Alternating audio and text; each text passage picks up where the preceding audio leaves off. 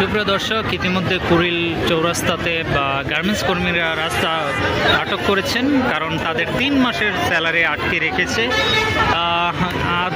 কালবাদে ঈদ, সেই ঈদ উপলক্ষে সবাই প্রিয়জনের সাথে ঈদ করতে চায়, কিন্তু সেটার সুযোগ হচ্ছে না বিদায় তাদের বেতন এবং বোনাস পরিশোধ করে না বিদায় তারা এখন বাধ্য হয়ে কুড়িল চৌরাস্তার রাস্তাতে গাড়ি ব্লক করে রাস্তা আটক করে আন্দোলন করছেন। আপনারা দেখতে পাচ্ছেন যে ইতিমধ্যে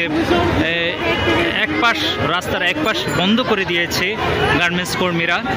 আপনারা দেখতে পাচ্ছেন তাদের একটাই দাবি যে তাদের বেতন বোনাস যেন পরিশোধ না করা আগ পর্যন্ত এখানে দাঁড়িয়ে রাস্তা ব্লক করে রাখবে। ইতিমধ্যে দেখেন রাস্তা ব্লক হয়ে গিয়েছে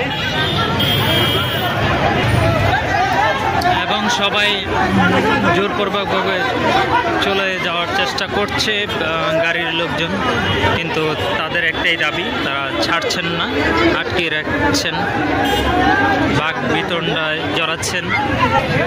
ইতিমধ্যে পুলিশ এসেছেন, দেখতে পাচ্ছেন যে পুলিশরাও চেষ্টা করছেন তাদেরকে সরিয়ে দেওয়ার জন্য, কিন্তু কথা শুনছেন না।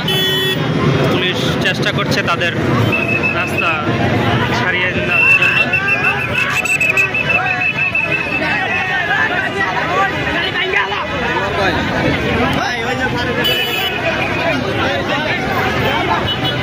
পুলিশ তাদের বোঝানোর চেষ্টা করছে যে জনদুর্ভোগ যেন না হয়, সবাই যেন রাস্তা ছেড়ে দেয়, কিন্তু কথা শুনছে না।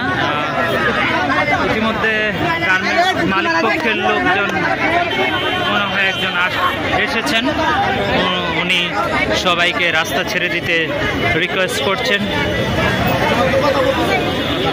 দেখতে পাচ্ছেন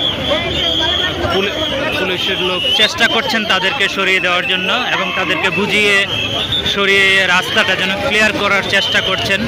আপনারা দেখতে পাচ্ছেন যে গার্মেন্টসের কর্মীদেরকে সরানোর চেষ্টা করছেন যেন মানুষের জনদুর্ভোগ না হয়।